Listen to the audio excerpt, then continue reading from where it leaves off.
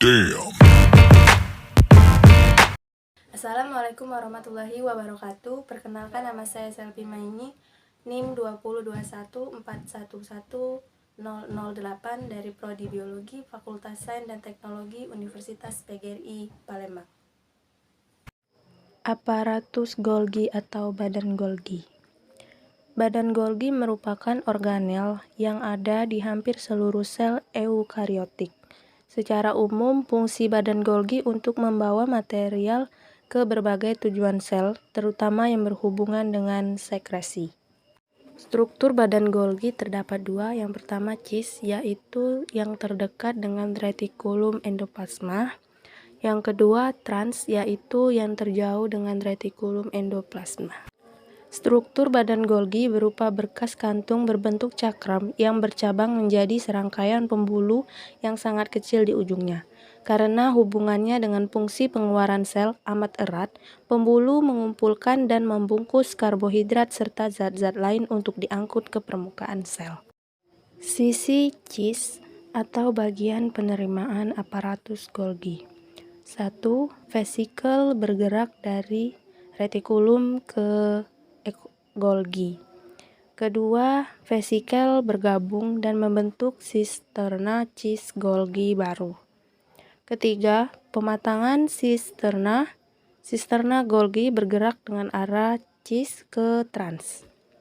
Keempat, vesikel terbentuk dan meninggalkan Golgi mengangkut protein-protein spesifik ke lokasi lain atau ke membran plasma untuk sekresi. Sisi trans atau bagian pengiriman aparatus Golgi.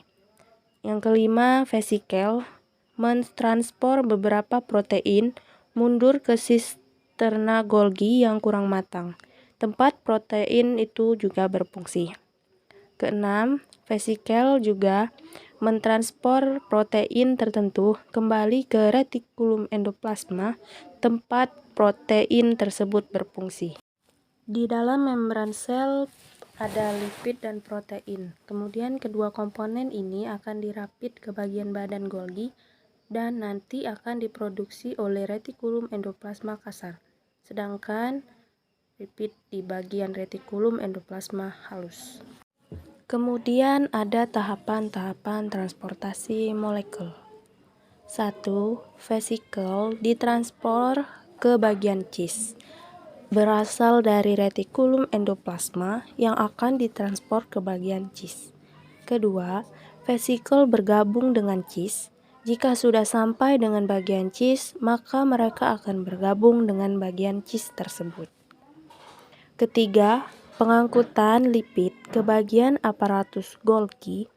Jika sudah bergabung, maka protein-protein akan masuk ke bagian aparatus Golgi dan molekul akan berjalan ke aparatus Golgi sehingga molekul tersebut akan matang. Kemudian keempat, bagian trans akan menimbulkan gelembung.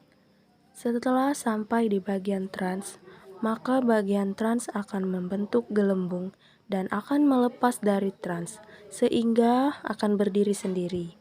Lalu akan dibawa ke tempat yang membutuhkan. 5. Protein yang akan ditransportasi menuju aparatus Golgi.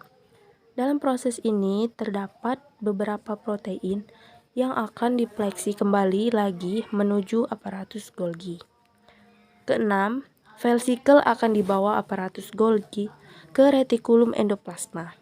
Akan dibawa oleh aparatus Golgi ke retikulum endoplasma untuk dimodifikasi atau digunakan memperbaiki dari membran retikulum endoplasma. Baiklah, itulah penjelasan dari saya tentang aparatus Golgi atau badan Golgi. Saya ucapkan terima kasih. Wassalamualaikum warahmatullahi wabarakatuh.